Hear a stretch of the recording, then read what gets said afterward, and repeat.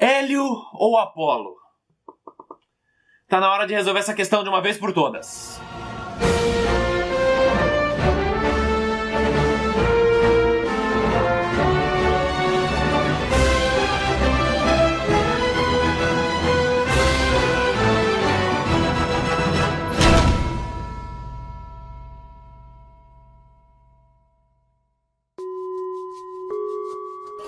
Pra gente poder chegar a uma definição conclusiva, primeiro é importante saber um pouco da história de cada um. Hélio é filho dos titãs Hiperion, o deus da luz, e Theia, a deusa da visão, sendo assim considerado um titã da segunda geração. E o primeiro ponto a favor dele nessa questão é que o nome dele em grego literalmente significa sol, mostrando que ele não é apenas a personificação dessa estrela, voando pelos céus na sua carruagem flamejante. Ele é o próprio sol. Da mesma maneira que Gaia é um planeta e ao mesmo tempo uma deusa que teve uma porrada de filhos. É uma visão alegórica dos povos antigos. Aceitem. E com isso a questão já tá aparentemente resolvida. Se o cara é o próprio Sol, fim de história, né?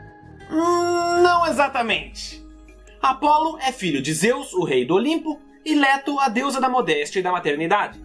E segundo o Google, ele é o deus da arte, da poesia, da música, da cura, sendo também visto como um deus da profecia, da ordem e da justiça, e também representado como uma divindade solar. O que para começo de conversa já é muita coisa para um deus só.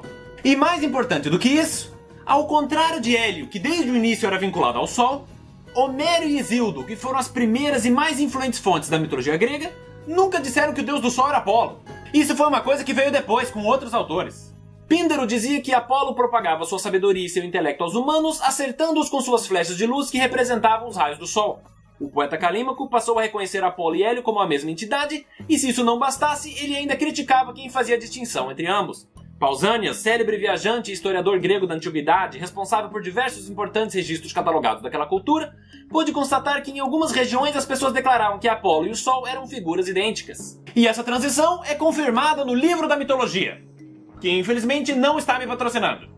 No século V a.C., ou seja, depois do período de Homero e Hesíodo que vieram bem antes, Apolo havia superado Hélio, o titã, como deus do sol no panteão grego.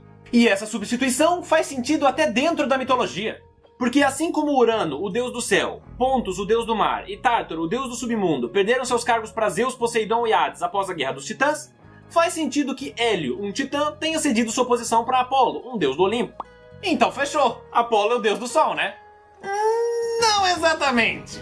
Porque ao contrário das divindades primordiais, que perderam seus cargos e foram deixadas de lado, esquecidas nos cantos mais obscuros da mitologia, Hélio, mesmo com essa questão do Apolo, continuou sendo o deus do sol em alguns dos mais importantes mitos gregos.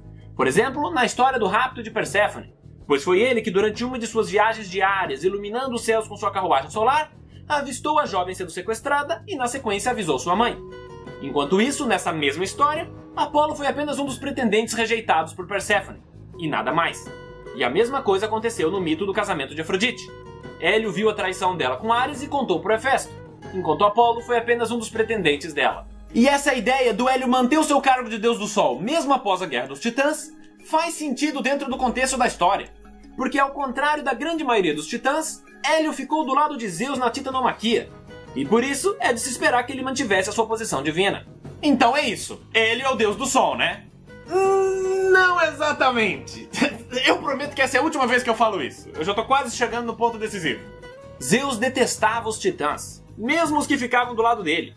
Sendo a maior prova disso, Prometeu. Quem assistiu meu vídeo sobre a Caixa de Pandora sabe do que eu tô falando. E com isso seria compreensível que o rei do Olimpo tivesse tirado a glória solar do deus Hélio e dado ela a seu filho Apolo. O que nos leva à minha conclusão. Levando em consideração tudo o que foi dito até agora e o que eu conheço das personalidades dos deuses, para mim é plausível que Hélio, pelo seu posicionamento na Guerra dos Titãs, mantivesse o seu cargo após o fim dela. Tendo dito isso, Zeus, sendo o babaca orgulhoso que todo mundo sabe que ele é, não ia deixar a glória de um deus do sol ir para um titã. E por isso, para mim faz todo sentido que ele tenha entregado essa fama pro filho dele, que, diga-se de passagem, também é um cara metido que adora se exibir. Resumindo, enquanto o deus Hélio realmente trabalha iluminando e aquecendo o planeta numa vida de servidão eterna ao Olimpo, o Apolo tá só de fachada porque ele é o playboyzinho filho do dono da empresa. E agora, para finalizar, eu quero comentar uma última coisa. Muita gente diz que a deusa da lua é a Ártemis, enquanto eu digo que é Selene. E para simplificar essa discussão, praticamente tudo que eu falei sobre Hélio e Apolo vocês podem aplicar a essas duas. Não é à toa que Selene é irmã do deus Hélio e Ártemis é a irmã gêmea do Apolo. E a conclusão que a gente pode chegar com tudo isso é que é muito comum existirem vários deuses associados a coisas semelhantes. Então, além do Hélio e do Apolo, você tem Eos, a deusa do amanhecer, e Hemera, a deusa do dia, representando o trabalho do sol. E fora Selene e Ártemis, você tem Hécate, a deusa da magia, e Febe, a deusa das profecias, ambas fortemente associadas à lua. E já que estamos comentando sobre Apolo e Ártemis, eu acho que está na hora de falar desses bastardos do Olimpo. No próximo Mitologia. Até mais! E aí pessoal, espero que vocês tenham gostado do vídeo. Para quem quiser ver mais, a playlist do Mitologia está na descrição. E se você quiser colaborar com o canal para que eu possa fazer mais vídeos como esse, você pode contribuir através do botão Seja Membro. Até a próxima!